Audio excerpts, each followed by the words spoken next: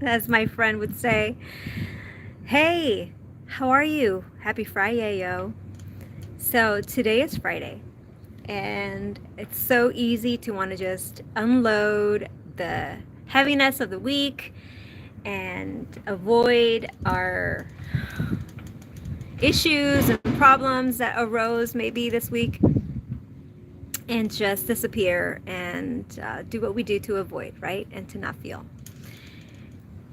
But it's also just as easy as to choose not to do that and to be present and to see the abundance and the love in the world and to give back. And so today, that was what I was up to. I picked up my daughter from having a sleepover with her bestie. And, I was just in a place of I don't have much to give, but when I have cash on me, which is not often, I'll give it away. And so today I was up to that, and I had already given out maybe like $5 to $6 in just a couple encounters. And there was one particular person when I was getting gas who asked for money for gas. Like he's like, I have this car, and he pointed to this car that felt that looked beat down. That maybe he should spend money on getting it fixed or saving for another car to be more reliable. But at that moment, he told me he needed money for gas. And I was in the moment of thinking of all the to-do lists that I had to do, that I wasn't actually present and connected to him approaching me, which first of all, I felt already kind of bad about. And so in that moment, I go, okay, wait, hold on. You're asking me money for gas, just to be clear. He goes, yes. Okay, great. So I reached in, I gave him a couple bucks. And then he pointed out the fact that my car had a broken taillight, and he was like, oh, they probably want to charge you an arm and leg for that, and this and that, whatever. So we had a little chit-chatty about that, and I was like, are you going to try to sell me now? Like, was that your ploy to like ask for money? But he didn't, and I think, so that was awesome. He gave me some good advice of where to go to find a piece for the car that maybe I wouldn't get charged an arm and a leg, because it's a junkyard kind of place to get something like that. Anyhow, I went in to get the receipt for the gas, and I couldn't get it at the gas pump. It's like, it's available inside. I was like, oh gosh, I forget about this one particular place. I have to go inside to get the receipt. So I go in there, and there's a guy outside. Do you have a couple bucks that you can off, for me? And I was like, I'll see what I can do, what I have inside. So I go inside, and I'm like, okay, I'll give a guy a buck. I get my receipt, and I hand him $1, and I say, hey, good luck. You have beautiful eyes, by the way. Like, he had really stunning, really super light eyes, like brown eyes.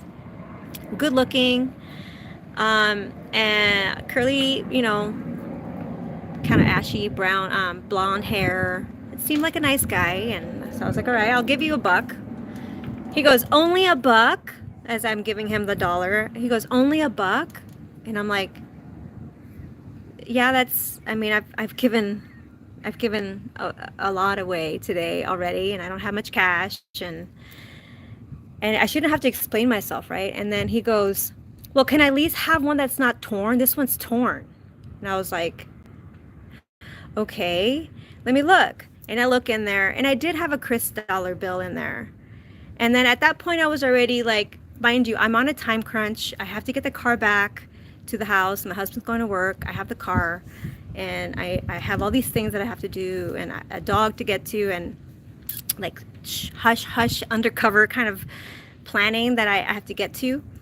And he's asking me for a Chris dollar bill after first he asked me like only one, not even a thank you. And I even said to him when I handed it to him, hey, good luck to you, God bless. Like, I know it's only $1, but it's what I can give you. And then I almost turned around to give him the Chris dollar bill, but I was like, no, like, it's torn, and so what if it's torn? Anybody will take it. The bank gave it to me like that. The bank takes it that way. Anybody else will take it that way. Like, if somebody out there does not take a torn dollar bill from a homeless person, then you have issues. Like, the fact that this guy actually thinks that nobody will take a torn dollar bill from him, it's not about the dollar bill. It's about the person, right? And so he's trying to tell me that nobody will take this $torn bill from him. And I'm like, okay, first of all, gratitude takes you places. Having gratitude and saying thank you so much would take you places. Like maybe I would have felt so compelled by your generosity's gratitude that maybe instead of giving you another crisp dollar bill and exchanging it, I would have given you a $5 bill. You don't know. And in that moment, I was like, I can understand why there are people out there who don't want to give to the homeless. I can understand in that moment, right? In that moment, that person kind of ruined that experience of, are you asking for money? Are you really in gratitude to have it? Or do you think that you're entitled to have more and be picky? This guy was asking me for another dollar bill because it was torn. And in that moment, I was like, gratitude takes you a long way, sweetheart. And I couldn't even hear what he was saying. And maybe it was a good thing that I didn't hear, because in that moment, I didn't need to be right. In that moment, I was just like, man, if I didn't know better, if I wasn't in a place of already understanding that he was a mirror to me, like in that moment, I was like, where am I not having gratitude for myself when I am in generosity? When people are in generosity, where am I not accepting people's generosity in my life? So this homeless guy was a reflection. He was a mirror to me in that moment. And instead of making him wrong and having to be right and argue the situation and get upset and scorned about like, oh, I'm never going to give a homeless person $1 again because this one guy. No, instead I took it and I went, where is the lesson for me here? Because this guy is a mirror to me in my life. Because that's what I've learned in especially this last year of going through leadership and transformation and having a legit identity shift where I choose joy, I choose me.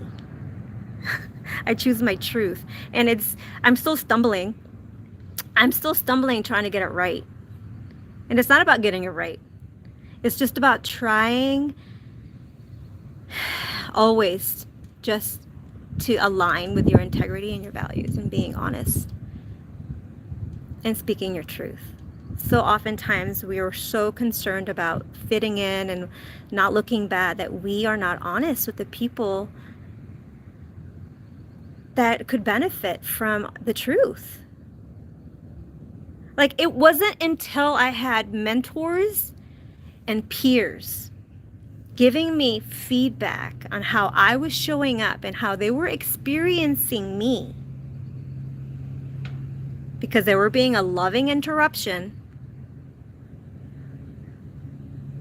Not that they were being jerkies and assholes and having to be right. They were being a loving interruption because they saw the greatness in me. They saw my power. And they also saw themselves in me. And so we were being a loving interruption, giving neutral feedback, like honest feedback. And as the receiver of the feedback, one of my first and strongest skills was to be neutral and consider it a gift. It's a gift. I get a chance. It's like a mulligan. I get a chance to be like, oh shit. I didn't realize that every time I do that,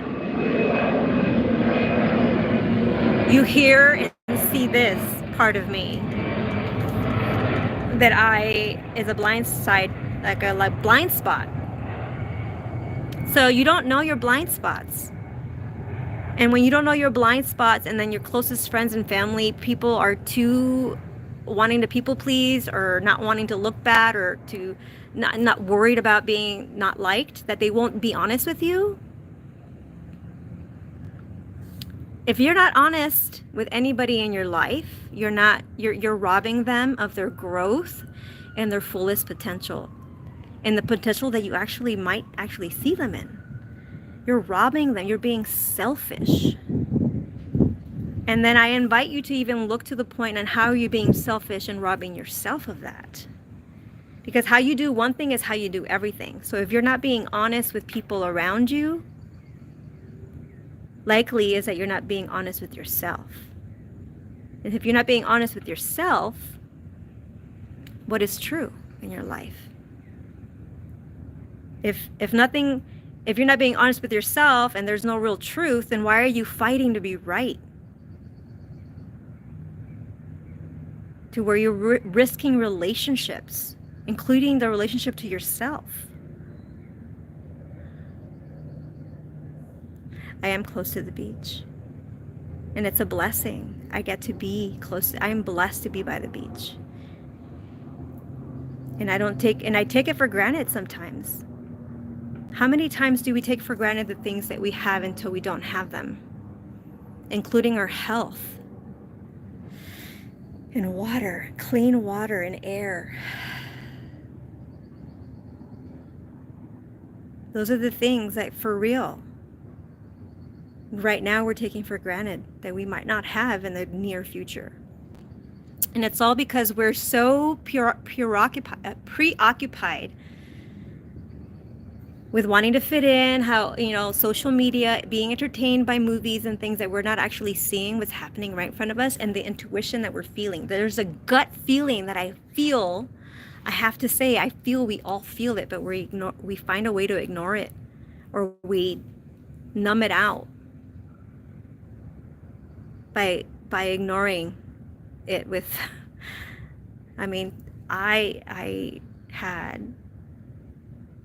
I have addiction in my background, right? It's the story. It's my story. I have addiction in my genes, and it's blah, blah, blah, blah, right? And so therefore, because that was what was fed to me, it was soon became my reality. Well, I'm destined to be addicted to alcohol, so fuck, join in. And how many times will we fall suit with that? Well, I'm destined to have cancer. Well, I'm destined to have diabetes. Well, I'm destined to be poor. Because that is what we were indoctrinated into, or programmed into believing. So if you believe all these things, what is true? If you believed all these things that you didn't feel right in the beginning when you were a child, but you went along with them, what happens? For me, what happened to me was that I got lost and I forgot. I forgot who I was, and then I wondered why I felt lost, stuck. If you're feeling lost and stuck, or like maybe you're like, I don't feel lost and stuck anymore. I know what I'm meant to do, but you still find yourself struggling to get that momentum going. I encourage you to think, and I invite you to look in to see, like, what is the story you're telling yourself of why? Because when you actually ask yourself the question,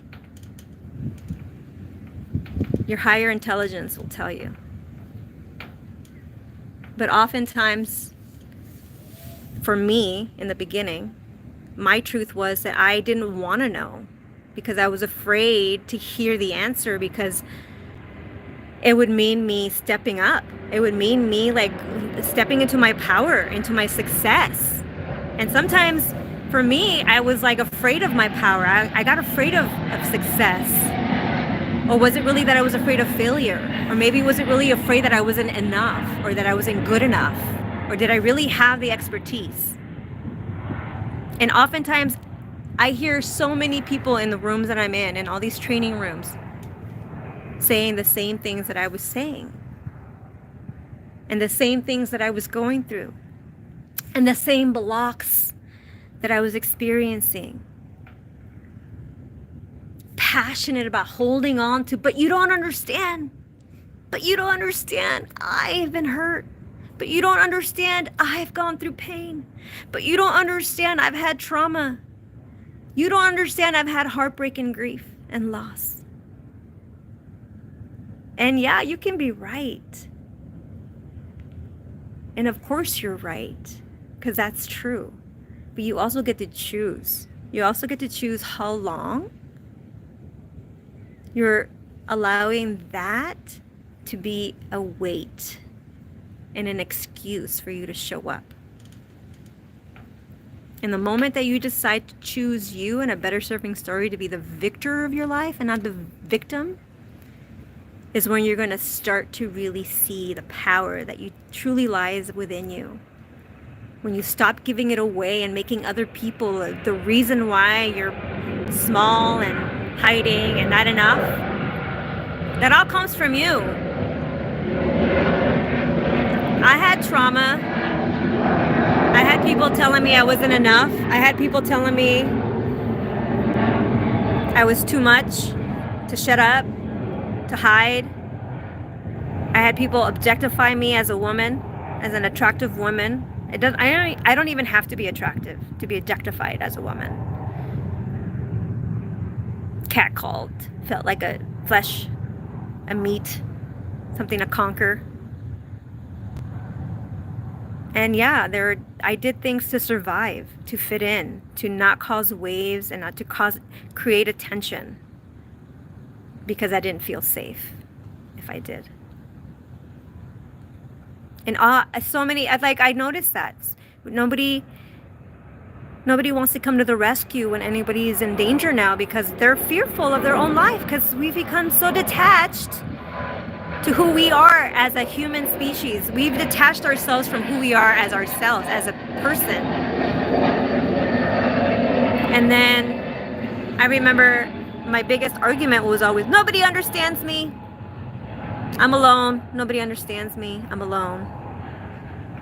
I'm the victim. People used me. People abused me. People took advantage of me. It wasn't until I had a mentor and a coach and all these people who, like I said, were loving interruptions, that I realized, like, wow. When I went in and I realized that I was experiencing proof in the world of my unworthiness, because that's already how I felt about myself. And so because I already felt unworthy and not enough, I didn't respect myself, I didn't love myself. And so I was looking subconsciously, not like I was saying on purpose, hey, I want to find people who are going to treat me like shit. No, of course not. I'm not a freaking crazy person. Subconsciously, though, because that's the radio station I was tuned to energetically, and with like what I know, I found people in my life that were going to just validate that story over and over again. And it's not, and I could leave them and I could find another relationship, but it would be the same core principles of what doesn't work in the relationship, because I'm still not loving and accepting and finding my worth and my own value. So I'm going to always find that pattern until I do the healing within. Will I start to experience love, compassion, and joy, because it starts with me being that for myself, choosing that for myself, for the sake of all. People around me are better off when I'm in my joy and in my happiness and in my personal power. Like, why would I give it away? Why would I stop wanting that? Because not only is it magical for me, but it's so beautiful for others and empowering and inspiring for others as well. They're like, what does she have that I don't have? Like, she literally was upset 2 seconds ago, 5 minutes ago, 10, you know, like the journey is not about being perfect, but it's about cleaning and strengthening your shift to become almost instantly, right? When you have an awareness of why you're being triggered and responding, because you've put in so much love in the work and asking yourself and listening to your intuition, you start to really get so intimate with yourself that the moment that you start to react in a way that is out of your integrity, you catch it so quickly. And in that moment, intellectually, you tell yourself, I have a choice. I could literally, or you can ignore it, right? Like in the beginning, I was ignoring it. I was aware of it. I was like, oh, I'm doing that thing again. But I didn't have the strength or the pattern interruption to get me out of it fast. It wasn't until like a day or two later of me like just being like, oh, like how could I have shifted in that moment?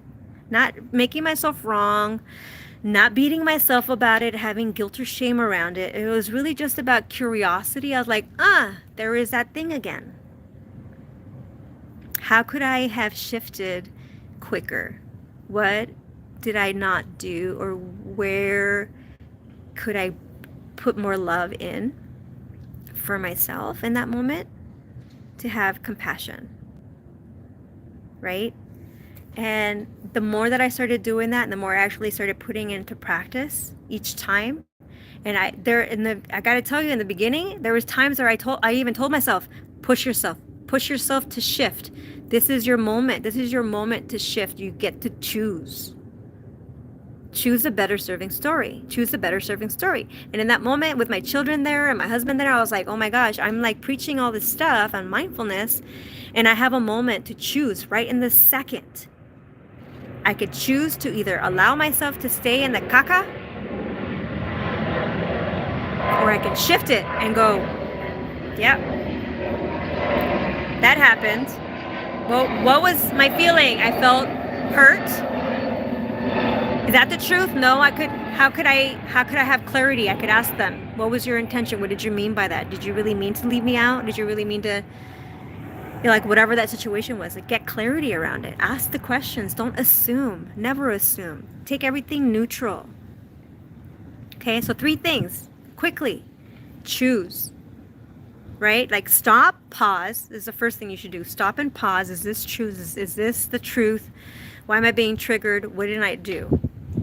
Second is have compassion and be neutral, right? Remember that this is a lesson for you. This is something that is showing up because it's still something that is inside you that hasn't been resolved fully. Like, I invite you to just get curious about that, right? Like, ask yourself, like, why is this showing up? Why am I being triggered by this person? Why is this situation always something that triggers me and everybody? And the third thing is that don't be choosing to be right? Like, choose a relationship over being right in that moment, because you do have a choice. You have a choice to, like, hold on and be a martyr, or, hold a grudge. But you're actually just doing a worse service for yourself, because you're giving away your power every time. And you're also holding on to a negative energy, like a low vibration energy, which is actually going to bring distress to your vitality. So the only person that you're actually begrudging by your holding grudges is yourself. So don't do that. And stop trying to fit in. Okay? I love you. And I'm here to be like, be brave. Say what you gotta say. Let those words come out. Say what you wanna say. Let the words fall out. Honestly. Okay, I'm not gonna go on that high pitch right now because I didn't warm up. But I felt inspired because I was literally saying her lyrics to you guys. And I was like, okay, don't be one of those people. Anyway, so yes, that was Brave from Sarah Bareilles. And it's true. That is my intention. My intention is to be here showing what vulnerability and brave looks like at the same time. Coming out here saying things that a lot of people aren't going to agree with.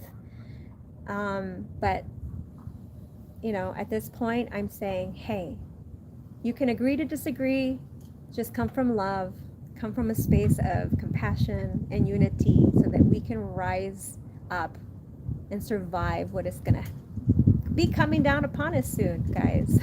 We need to come together as a human species to survive, or we're going to extinct. We're going to extinct one another. Is that a thing? Is that a word? Does that even make sense? But yes, abundance is everywhere. look for it. Love is there, search for it. Joy is there, choose it. I love you. Be kind to yourself and others. Mama Rita out again. Bye.